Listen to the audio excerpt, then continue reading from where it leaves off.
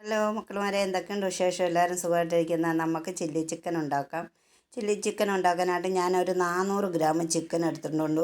അതിലേക്ക് 1 സ്പൂണ് മുളക് പൊടി, ഒരു 2 സ്പൂണ് കുരുമുളക് പൊടി, എന്നിട്ട് ലേശം മഞ്ഞൾപ്പൊടി, 1 സ്പൂണ് കോൺഫ്ലവർ, 1 സ്പൂണ് മൈദ, എന്നിട്ട് ഒരു മുട്ടയും പൊട്ടിച്ചൊഴിക്കുക. എന്നിട്ട് അത് ഉപ്പ് ഇട്ടതിന് ശേഷം നന്നായിട്ട് പുരട്ടി മാറ്റി വയ്ക്കുക. ഒരു 10-15 മിനിറ്റ് വരെ നമ്മൾ പുരട്ടി അത് റെസ്റ്റ് ചെയ്യാൻ മാറ്റി വയ്ക്കുക. അതിൻ്റെ അരപ്പില്ലാതെ അതിലോട്ടൊന്ന് പിടിക്കാൻ വേണ്ടി നന്നായിട്ട് ഒന്ന് പിടിക്കട്ടെ. അതുവരെ നമുക്ക് മാറ്റി വെക്കാം. അങ്ങനെ 10-15-20 മിനിറ്റ് കഴിഞ്ഞിട്ട് നമുക്ക് 20 മിനിറ്റ് അല്ലെ അരമണിക്കൂർ മാറ്റി വെക്കാം.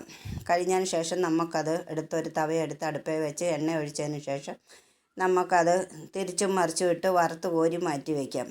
അത് ഒരു മീഡിയം പരുവത്തിൽ വറുത്താൽ മാത്രം മതി, ഒരുപാട് വറക്കണ്ട. അതൊന്ന് ഉടയാതിരിക്കാൻ വേണ്ടി നമ്മൾ അതൊന്ന് വറുത്ത് മാറ്റി വയ്ക്കാം. വറുത്തെല്ലാം മാറ്റി വെച്ചതിന് ശേഷം നമ്മൾ ഒരു 1-2 സവാള എടുക്കുക.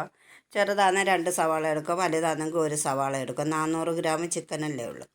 അപ്പോൾ 1 സവാളയും 1 ക്യാപ്സിക്കും എടുത്തതിന് ശേഷം അത് വലുതായിട്ട് തന്നെ അരിയുക, കുറുകെ അരിയുക. എന്നിട്ടത് നമ്മൾ സവാള അതേതള ആക്കി ഇടണം. ഒന്നൊന്നായിട്ട് ഇളക്കി മാറ്റി വെക്കണം.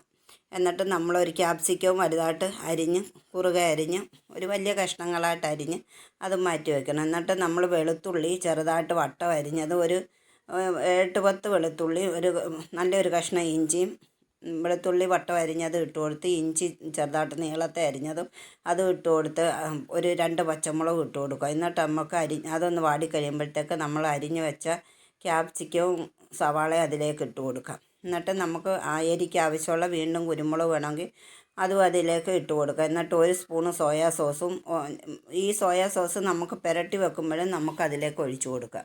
ഞാൻ 1 സ്പൂണ് സോയാ സോസും 2 സ്പൂണ് ടൊമാറ്റോ സോസും ഒഴിച്ചു കൊടുത്തിട്ടുണ്ട്. എന്നിട്ട് ഉപ്പില്ലെങ്കിൽ ലേശം ഉപ്പും കൂടെ, നമ്മൾ ചിക്കൻ ഉപ്പിട്ടതാണ്, പിന്നെ വേണമെങ്കിൽ ഇച്ചിരി ഉപ്പും കൂടി ഇട്ട് കൊടുക്കുക.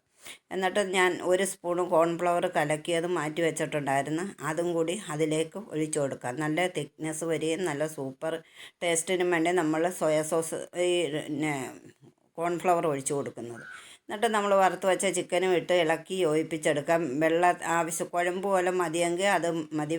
വെള്ളം വേണമെങ്കിൽ ഒരു ശകലം, ഗ്രേവി വേണമെങ്കിൽ ഒരു ശകലം, ലൂസായിട്ട് വേണമെങ്കിൽ അത് ശകലം വെള്ളം കൂടെ അതിലേക്ക് ഒഴിച്ചു കൊടുക്കുക. എന്നിട്ട് നമുക്ക് ഇളക്കി യോജിപ്പിച്ചെടുക്കാം.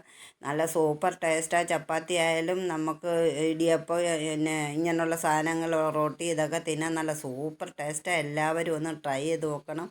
ഇഷ്ടപ്പെട്ടാൽ എല്ലാവരും ലൈക്കും ഷെയറും സബ്സ്ക്രൈബും ചെയ്യുക. അപ്പോൾ എല്ലാവർക്കും ഇത് ഇഷ്ടപ്പെടാൻ നല്ല സൂപ്പർ സാധനമാണ്. അപ്പോൾ എല്ലാവർക്കും എൻ്റെ വക ടാറ്റാ.